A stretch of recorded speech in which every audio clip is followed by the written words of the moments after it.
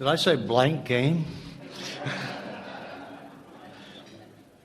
Probably some other words that were used there. Thank you for that introduction. I'm honored, actually overwhelmed, to be selected at Trinity College Athletic Hall of Fame. Been overwhelmed the last couple of weeks also with the number of people that have called me to congratulate me, and the number of people that are here tonight, the number of players that are here tonight. And particularly to see guys who go back to the beginning years, the first years of my coaching at Trinity. Guys like Jim Bates, Tom King, Carl Rapp, Division I players, every single one of them. These people were so important because they built the foundation of our program. Without the success they had, we couldn't have followed up with what happened. They helped to establish that we played top-level basketball at Trinity. This has been maintained by Coach Cosgrove now, because they're ready and they play every single year, the same as we did. I'm indebted to these guys. Thank you so much for getting it going. I want to take a minute to congratulate tonight's Hall of Fame honorees. I was able to see most of you compete. There's no question in anyone's mind why you're here tonight. Two inductees in particular impacted my program. Rick Hazelton was my athletic director for 26 years. His accomplishments during this time speak for themselves. But I want to thank him for the backing and encouragement that he gave our program. We couldn't have accomplished what we did without this. Ken Berry played for me for 4 years. He was part of my first recruiting class and the first Trinity men's basketball player to be inducted into this hall. Definitely one of the best players to ever play at Trinity, without question. He was the ultimate competitor. Every day, every practice, every drill, Ken was about competing hard and winning. He thought we could win every game. I did too. A quick story. During Ken's junior year, we played Yale down at Payne Whitney in New Haven. We had a pretty good team. We had no seniors on the team. Yale was very good. Tom Brennan was beginning to recruit. He had some players coming there, and they were anchored by 6'10" Chris Dudley, who played a number of seasons in the NBA, 14 or 15 years, I believe. Although we led the game late in the second half, Yale caught us. We went into overtime, and they beat us in overtime. We got back to Trinity. Ken stopped into the office. He said, "Coach, we never should have let that game get away. We'll beat them next year." Following season, we had another great game down in New Haven with Yale. We were fortunate enough to lead by double digits during the game. They came on with a furious rally at the end. We were able to hold on and win the game. I said, "Oh, good. Ken will be happy now." Okay. I approached the players after the game and congratulated them on playing a real good game. I came to Ken and I said, "Great job, Ken." I think, and his answer to me was, "We should have gotten them last year too, though, shouldn't we have, Coach?" True story. Something the guys, I see some guys here that played in that game. Something very interesting. I couldn't remember the score of that overtime game. I don't remember losses that well. So I went to the Yale website, went to the Yale archives to check out what the score was. I see their schedule, no Trinity score. So I look at the next year, the game we won, no Trinity score. Then I see the explanation, and it says, the official Yale archives will list only Division I opponents. My thinking now is I'd like to get together with Drew. There's a whole bunch of games I'd like to wipe off our archives. Maybe he'll let me do this. There are so many people who made it possible for me to be standing here tonight, and I have to acknowledge them. I have to begin with the person who hired me, the athletic director, Carl Kurth.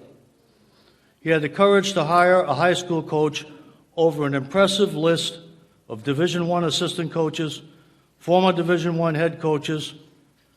I'm very grateful. I'm forever grateful for that. Of course, think about it. Mr. Kurth made that decision, and Rick had to live with it for the next 26 years. My family has always been my best support system. My wife, Trish, my daughters, and grandchildren have been the best support system possible. My daughter, Stacy, and her family are here tonight. My grandchildren grew up attending Trinity games. My wife, Trish, is the best. She fortunately brought some semblance of perspective and balance into what could be a crazy, out-of-control situation at times. She did get it, though, finally, because she has a sign that she hangs on the refrigerator that says, "Everything else has to wait. It's basketball season." After a while, she didn't even take the sign down. She just left it up all the time. I had some great assistant coaches through the years. People like Gary Carlson, Frank Kinnell, Mark Dumais, and three people who are here tonight who are just excellent people, friends of mine, and terrific coaches. Sean Tabb, Walt Adamy, and former UConn star, who was an assistant with me for 9 years, Jeff Carr.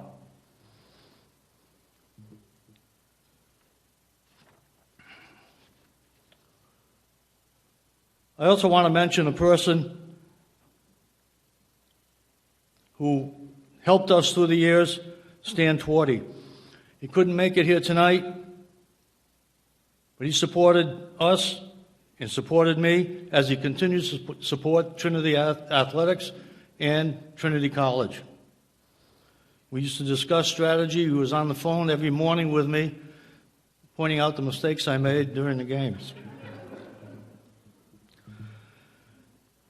Few people realize that I actually had another coaching career after I retired from Trinity. And this one was quite a bit different. I coached my grandchildren. I had no intention of doing this, but you have to hear some of this stuff. My youngest daughter told me she was going to coach my grandson's 4th and 5th grade team. I told her, don't do it. You are going to be up against people who know far more basketball than you, and some of these guys coaching think they'll be coaching in the NBA. Do not get into this. That prompted her to, even more so, to do it. After a week, I got a call. Dad, I'm way over my head. These other coaches have been here for years. They know all the players. They had a draft of players, and someone came up to me and said, I really feel sorry for you because they left you with the worst players and some people that no one wanted on their team. You have them now. Will you help me? So I became an assistant coach. First practice I went to, I looked around just to see how bad everything was. And I asked the players, guys, what kind of a team do we have? One young guy, very, very bright, not a good basketball player, answered right away. He said, Coach, I know every player in this league, and I know every player on our team. We suck.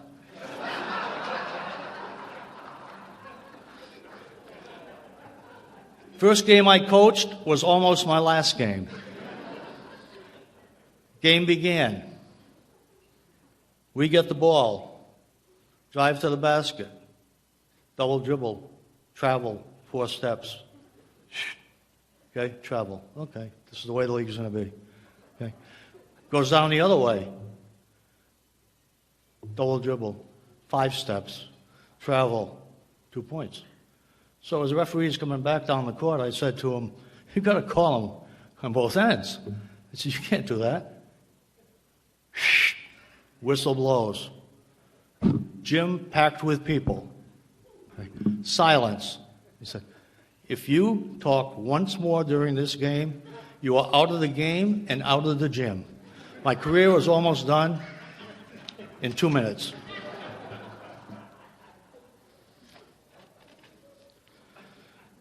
Doing a lot of statistics and talk about wins in my coaching career, all this mentioned tonight, and I'm certainly proud of these things. But I'd like to finish up by concentrating on a different set of results. These results read like this. Michael Donovan, attorney. Donald Green, family court magistrate, Connecticut judicial system. Tom Fitzgerald, corporate general counsel. Dr. David Haver, chief scientific officer, Synologic Therapeutics. Paul Schlickman, athletics director, Fairfield University. Stephen Tomlinson, CFO, Confluent Incorporated. Robert Taylor, senior manager, Price Waterhouse. And this list goes on and on and on. Every one of our players. Our players are successful people in every walk of life. We can go back to our recruiting process. Certainly basketball got us all together. But we talked about the value of a Trinity education, the value of a Trinity degree. While we were practicing, preparing for the challenges of playing Williams, Amherst, Yale, we were also developing the mental toughness for the challenges of the biggest game of all, the game of life. How are we doing in this game? I think we're doing very well. I'm certainly very proud of our record on the court, but I'm much more proud of our record in life. It was a privilege to coach at Trinity. It was a privilege to coach all of you. Thank you.